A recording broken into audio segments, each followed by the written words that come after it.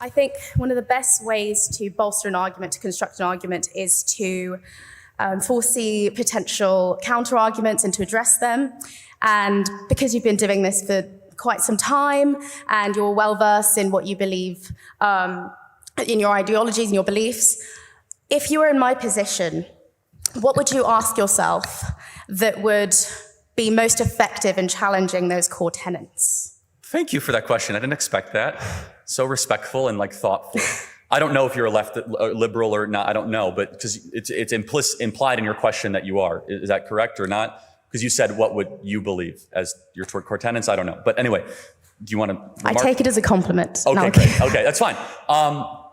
Always come into every conversation believing that you might be wrong and that you might learn something. And you guys go here to a ridiculously old institution that has some of the greatest thinkers that I admire, Tolkien, Lewis, the list goes on. And I don't know the core canon of what you are studying, but I can definitely tell you in America, there is a de-emphasis of the thinkers and of the writers that were once, let's just say, embedded within the core curriculum of a place like this.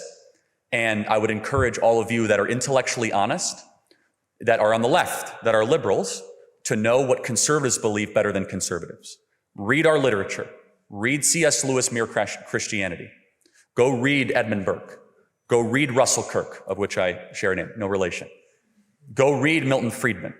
Understand it. Spend time with it. Treat it with respect. Don't just do it as a passerby. Because the very few, and there's a couple, right-wing students in this room, they've done that to all the left-wing ideas. No, it's fine. I'm calling them out. Because they've done that with the left-wing ideas. They've had to. You cannot proceed in many universities without having to reckon and reconcile with that. So I hope that answers your question. Thank you. I just want to quickly follow on from that. I did my undergrad in the US, and so what school? Michigan State. Oh, go Spartans, yeah. Go Green, go White. So I've, here and there, I've been labeled leftist, rightist, so I've heard it all. I hate labels, honestly. It's ridiculous, so you seem very sweet, so yeah. Thank you. And I wanted to know if you believe that, I know your views on college education specifically in the US and that you believe that it does not deliver what it should. Do you think that, whether right or wrong, that because you don't have that degree, your influence within society might be restricted compared to, for example, Jordan Peterson? Yes. I'm sorry to interrupt you. No, keep going. Yeah. You're exactly right. This is a barrier that I have to overcome. I did not go to university or college. I just went straight into doing stuff. And a criticism I get is, well, you didn't go to college, therefore you're not capable of dialoguing. That is inherently an argument from an authority. But yes, that is a good argument if you want to be taken seriously, because it's of course a barrier. Because it actually only motivates me more to learn more and to dive deeper and to become better understanding of these ideas. But yes, there is at least in the States, of which you studied your undergrad, there is an emphasis on the credential. However, that also plays into my core argument as the indictment of the current state of the academy.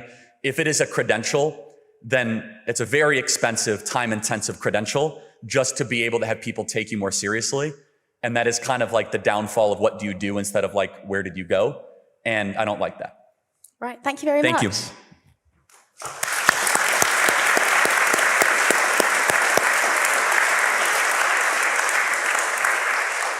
I wanted to ask you something you've probably never talked about. Never? Yeah, abortion. Oh, yeah.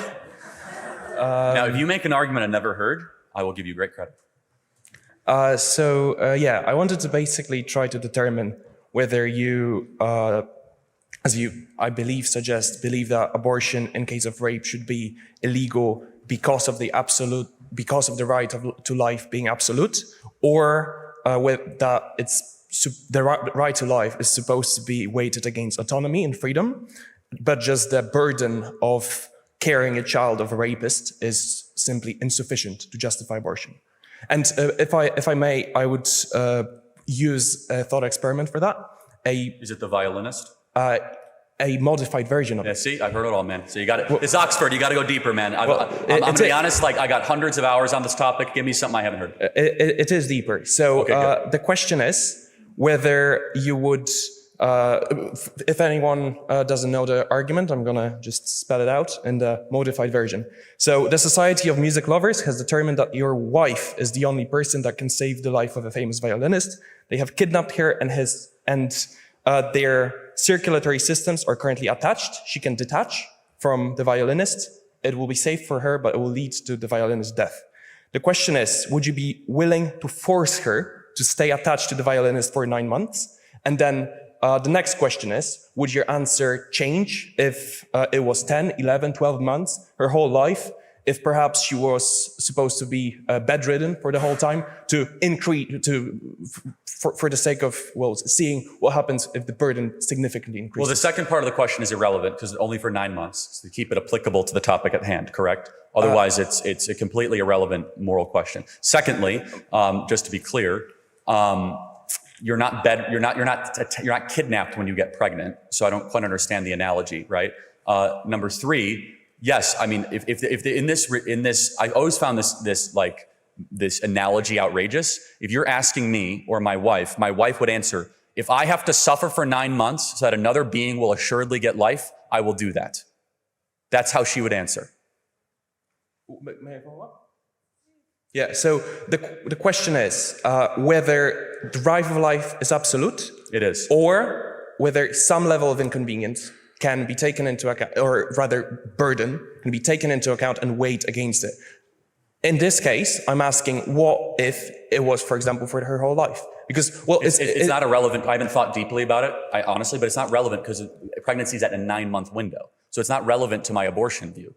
Well, the burden is also different of being attached to someone, a violinist. The burden is completely different to carrying a child of a rapist. So I do acknowledge that the burdens are different. Well, the question is whether there is a burden that could be weighed against the right to life.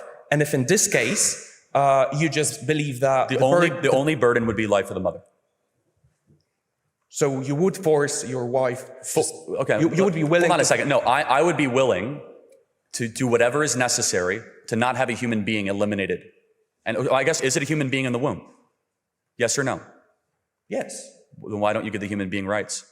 Well, that's what I'm trying to just... No, ask the question. Why does that human not get rights and you do? Well, my question No, answer the question. Why do you get rights and the baby doesn't? I'm not saying it doesn't. Yeah. Your right to life, eliminate it. That's the first and most fundamental right of the West. Why don't you get that right to the baby? Well, I'm not saying I'm not. Yes, you are. No, I'm not. I'm asking whether you would force your wife. Well, no, hold on a second. Very fundamentally, do you believe that every human being has a right to life, regardless how small you are or what level of development that you are on? I do believe that every person does have a right to life, yes. You do not believe that? I do. Okay, then we agree. Abortion should be eliminated, not allowed. And you would force your mother, you'd force your wife to stay with a violinist. Again, you are gruesomely describing a universal truth that we will protect life no matter how small or level of development in the environment or the degree of dependency. And again, I will throw it back to you because it's very easy to use this analogy to make it seem like I'm unreasonable. But you're actually the unreasonable one here, saying that I will eliminate the human being just because, for what reason? There is no excuse for murder, period. We believe that in the West, correct? Now, you want to make the self-defense argument, we can go back there. I've heard every argument. I've heard that the baby's a parasite. I've heard the baby's an invader. I've heard the baby that is, currently taking the nutrients. None of them are morally applicable to the actual circumstance of gestation, period. Every human being has a right to life. You can check your notes again if you'd like, but every human being has a right to life. Yes or no? It's what built the West. Well, it's what I'm asking. It's the only thing I wanted to ask. Got it. You got your answer. No, I understand. What you are doing is a rhetorical trap. I've answered it completely, which is this. I stand for the abolition of abortion in all circumstances against life of the mother because life matters. Every human being, I believe, is made in the image of the divine, is sacred, is unique. And if we get away from this principle as we have, we not only have moral degradation, we not only have the collapsing society around us, but it's bad for that being itself. That being itself is unique. That being has rights. And who are we to say, just because we're older, that we get to murder it? Thank you.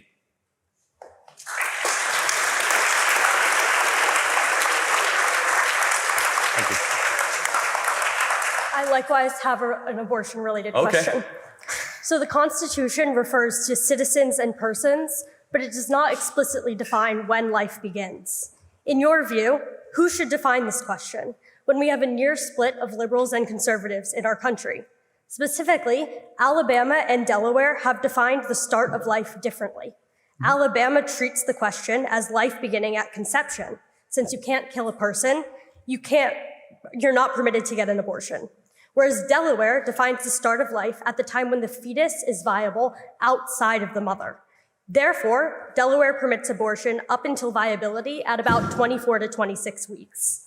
Since it's not in the Constitution, who should make a countrywide decision when liberals and conservatives have answered this question differently? It's a good question. Right now, the answer, the Supreme Court has said, the localist jurisdiction possible. And then we'll work our way up from there. We aim to abolish abortion the same way we aim to abolish slavery in the 1860s. Meaning and they are moral equivalents. In fact, one is arguably worse. So the states should decide. Yeah, that's what it is. Yeah, right now, the local jurisdiction. You can get down to the county level. We have county hospitals that have issues on this. We have jurisdiction. So the most local, the better. That will de-radicalize the position and give us space to make the moral argument, which I continue to be on a quest to do so. And you would therefore respect Delaware's position on this matter? Well, I mean, yes, the states have sovereignty to do that for the time being. But of course, we are going to push for a national vote when we win the people's minds. We are my position on abortion is unpopular in my country. I don't want to scare you guys too much. I am in the vast minority of my own political party on this issue. Proudly. Because I'm morally correct. I'm on the right side of history. When all the chips are down and when all the biology is settled, it will be very simple and very clear that we have made every excuse in the book to try to eliminate life smaller than us for simply inconveniences. So yes, right now we respect Delaware, we respect Michigan, respect all of that. But we have all intents to march every way through the institutions, from the cultural places of power and eventually political, to abolish abortion in America. Thank you. Thank you.